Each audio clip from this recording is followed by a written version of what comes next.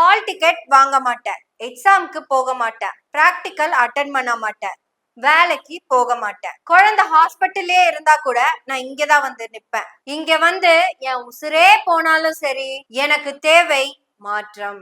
உன் உசுரே போனதுக்கு அப்புறம் யாருக்கு மாற்றம் வேணும்? ஆனா இவங்க தான் மாற்றம் வேணும்னு சொல்றாங்க. போதை கலாச்சாரம் பெருகி இருக்கு.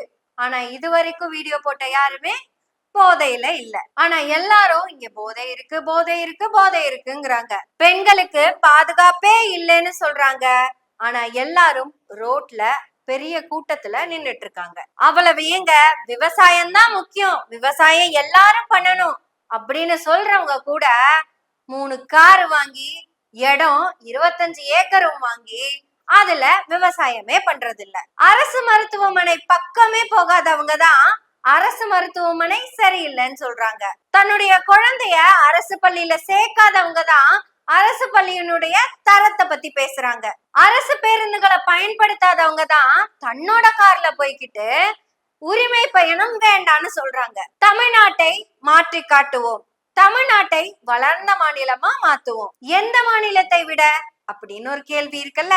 இந்த கேள்வி கேட்டா அவங்களே தான் சொல்றாங்க, இந்தியால இருக்க எல்லா மாநிலங்களையும் விட தமிழ்நாடு வளர்ந்திருக்குன்னு. இருந்தாலும் தமிழ்நாட்டுல போதை, லஞ்சம், ஊழல், பெண்களுக்கு பாதுகாப்பின்மை இதுதான் அதிகமா இருக்குன்னு சொல்றாங்க.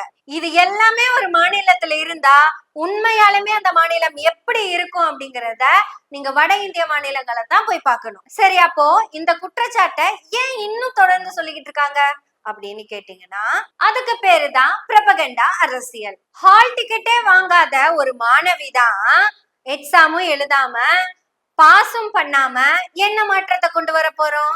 ஒருவேளை நான் படிப்பேன், எக்ஸாம் எழுத மாட்டேன் அப்படிங்கிறது தான் மாற்றமா? எலெக்ஷன்ல நிப்பேன், கேன்வாஸ்க்கு வர மாட்டேன் அப்படின்னு சொல்ற மாதிரியா?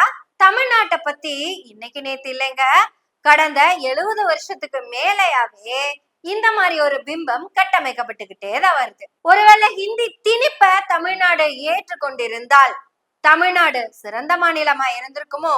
ஒருவேளை குலத்தொழில தமிழ்நாட்டுல இன்னும் கண்டினியூ பண்ணிக்கிட்டே இருந்திருந்தா தமிழ்நாடு சிறப்பான மாநிலமா இருக்குமோ? சரி, அப்படி ஹிந்தியை ஏத்துக்கிட்ட குலத்தொழில கண்டினியூ பண்ணிக்கிட்டு இருக்க எந்த மாநிலம் சிறப்பா இருக்குன்னு காமிங்க. தமிழ்நாடு உண்மையாலுமே உலக நாடுகளுக்கு ஈக்குவலான நாடு. தமிழ்நாடு ஈக்குவலான நாடு. ஆனா தமிழ்நாடு இந்தியாவில் ஒரு மாநிலம். எது சிறந்த மாடலோ அதைத்தான் எல்லாரும் ஃபாலோ பண்ணுவாங்க. ஆனா இந்தியால மட்டும்தான் சிறந்த மாடலை நாங்க ஃபாலோ பண்ண மாட்டோம் அப்படின்னு சொல்றாங்க. இந்த சிறந்த மாடலுக்கு எதிராக தான் கடந்த 50 ஆண்டு காலமா எதிர் ப்ரொபகண்டாவை விதைச்சுக்கிட்டு இருக்காங்க. தமிழ்நாட்டினுடைய கல்வி வளர்ச்சி, தமிழ்நாட்டினுடைய தொழில் வளர்ச்சி, தமிழ்நாட்டினுடைய இன்ஃப்ராஸ்ட்ரக்சர், தமிழ்நாட்டினுடைய மெடிக்கல் இன்ஃப்ராஸ்ட்ரக்சர், தமிழ்நாட்டினுடைய விமன் எம்பவர்மெண்ட், இது எல்லாமே தமிழ்நாட்டை பெருமையா பாக்குறதுக்கான விஷயங்கள். இவ்வளவு பெருமைகளையும் வச்சுக்கிட்டு இருக்கிற நம்ம கிட்ட வந்துதான் ஒரு ப்ரொபகண்டா அரசியலை தொடர்ந்து செஞ்சுக்கிட்டு இருக்குது இந்தியா.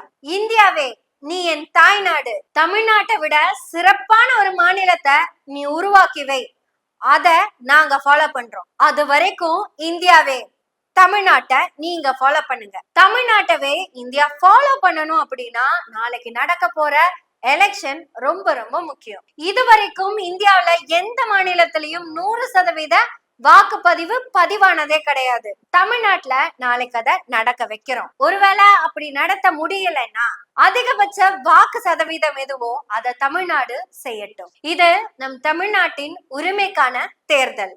இந்தியாவுக்கே வழிகாட்ட நமக்கு கிடைச்சிருக்கிற ஒரு வாய்ப்பு. நாளைக்கு வாக்கு செலுத்த போற ஒவ்வொரு வாக்காளர்களும் இது என் வாக்கு என் உரிமை அப்படின்னு வாக்கு செலுத்துவோம். நமக்காக தான் தேர்தல் ஆணையம் இவ்வளவு பெரிய வேலைய செஞ்சுக்கிட்டு இருக்காங்க. கிட்டத்தட்ட அரசு இயந்திரங்கள் அனைத்தும் இந்த தேர்தலுக்காக தான் முழு மூச்சுல வேலை செஞ்சுக்கிட்டு இருக்கு. எல்லாம் எதுக்காக? நம்மளோட உரிமைய பதிவு செய்யறதுக்காக. தமிழ்நாடு அனைத்திலும் முன்னேறிய மாநிலம் அப்படிங்கறத நாளைக்கும் நிரூபிப்போம். பகுத்தறிவோடு, சமூக நீதி சிந்தனையோடு, சுயமரியாதையோடு நம் சகோதரத்துவத்தை இந்தியாவுக்கே உணர்த்த நாளைக்கு நம்ம எல்லாரும் கட்டாயமா வாக்குப்பதிவு செஞ்சிருவோம். நாளைக்கு தேர்தல் திருவிழா, எல்லாரும் மகிழ்ச்சியா பங்கேற்போம். நன்றி, வணக்கம்.